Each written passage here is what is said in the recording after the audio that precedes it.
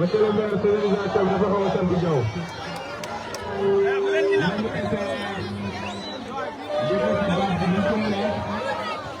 ñu ngi lay gërëm ci kàddu yi.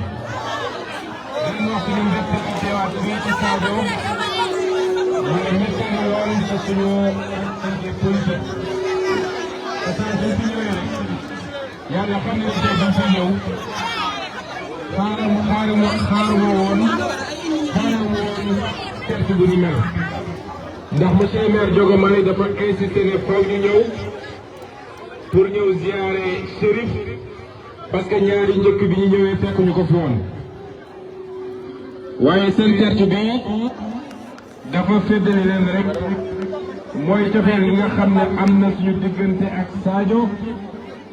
waa Sadio yàgguñu ko woon ba mu leer nañ. waaye man li wax ni su ngeen ñu bëggee dund yàlla damay dem jël ay image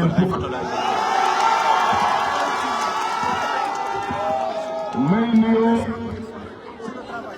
section communale bi yëpp gannaaw ma ci beralee nuyoo monsieur le maire nga xam ne moom la yàlla teg ci bopp commune bi muy monsieur Diogomaye Diaw.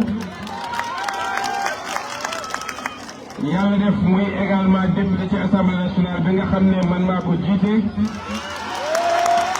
gannaaw boo ko nuyoo dinaa nuyu section communale bi yëpp jiital ci moom Cheikh Niang mi nga xam ne mooy coordonnateur bi.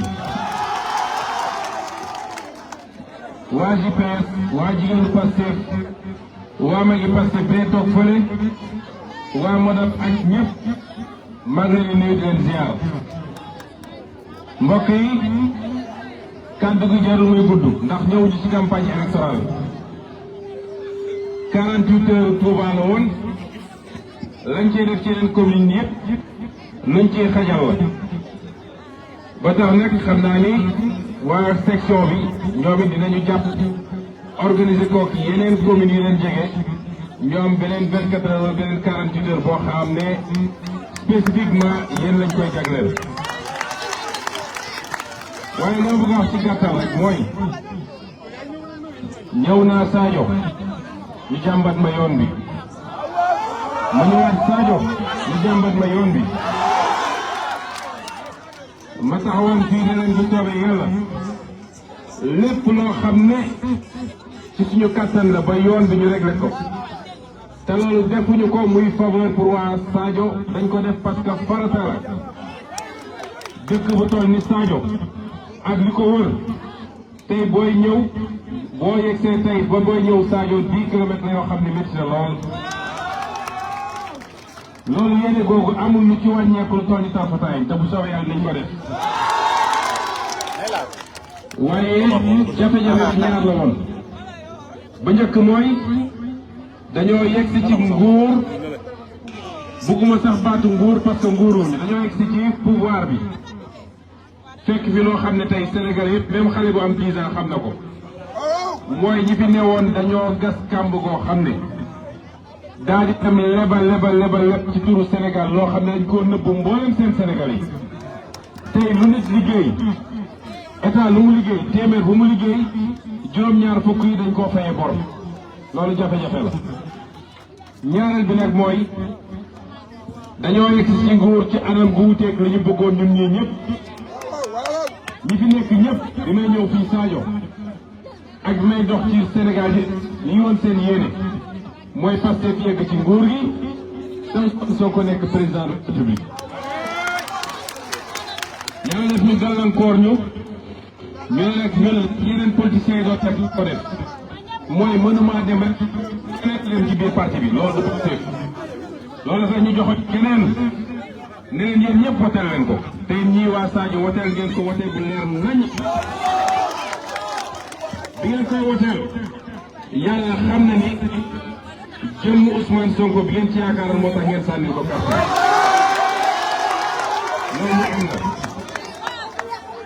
ñu amoon yaakaar ne nag bu ñu ñëwee ba toog ñun projet la ñu waxoon Sénégal yi bu ñëwee ba toog ñun ñëpp dinañu ànd ci projet boobu waaye xam naa ni li ëpp ci Sénégal yi tey seen yaakaar tas la parce que dañoo ñëw ba toog ñun ñi bokk moom projet bi yëpp ne ñun ñee ñu gisee ci lañu war a jaar kenn ñun ne moom gannaaw tungoom nañ ko ba mu yéeg day jël beneen yoon bu bokkul ak booba loolu mooy ñaareelu jafe-jafe bi nga xam ne am na ñaari at ñu koy xeex ci biir ñaari at ñu ne lii lañ diggante woon ak Sénégalais yi ñaari at ñu ne lii lañu war a jaar waaye ñaari at yooyu yëpp dégluwuñ ñu yàlla nag def na li muy def tey nun nguur duñu booleeg nit dañu ànd ak nit ba ànd suñu ak yow ñëw di wax lu bon ci yow li ñuy boole mooy projet ak gis-gis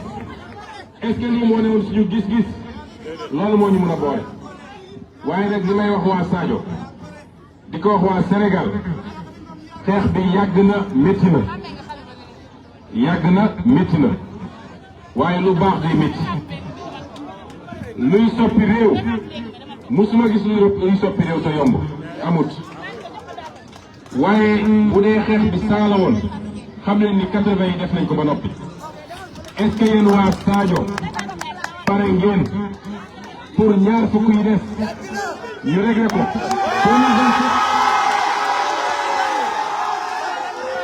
2027 ak élection bu mun ci am moo am élection locale ci jëm foofu awma ci sikki sàkk fii ci Sadio moo xam day tas septembre ñu am ci élection législative waaye 2027 muy première étape pour ñu mottali 20% yi des 2029 nag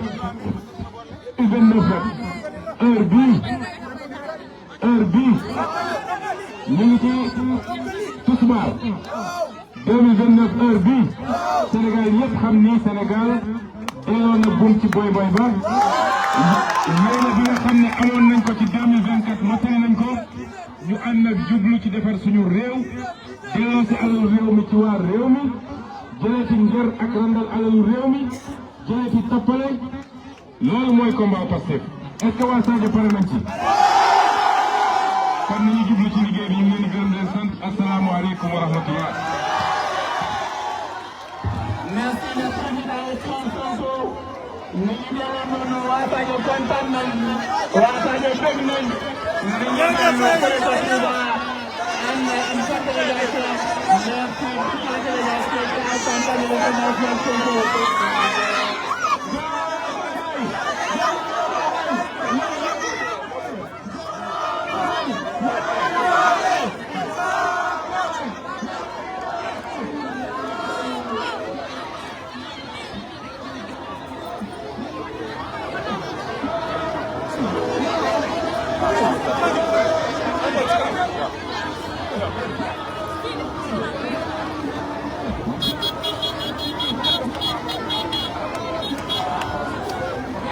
nii def nii la ñuy def.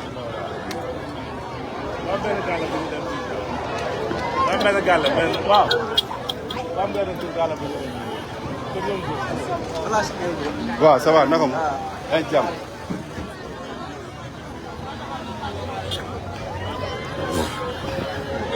ayca pousse leen.